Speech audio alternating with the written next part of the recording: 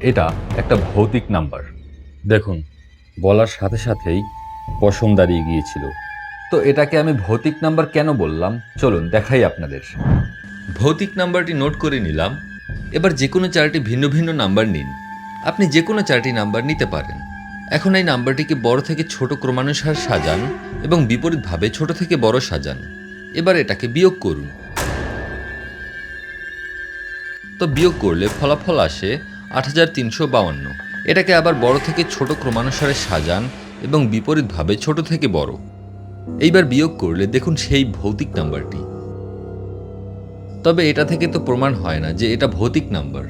তাহলে এবার দেখুন, ভৌতিক নাম্বারটি ক্রমানুসারে বড় থেকে ছোট সাজান এবং বিপরীতভাবে ছোট থেকে বড়। এবার বিয়োগ করে দেখুন সেই ভৌতিক নাম্বারটি। উফ, আবারও গায়ের পশম দাঁড়িয়ে গেল।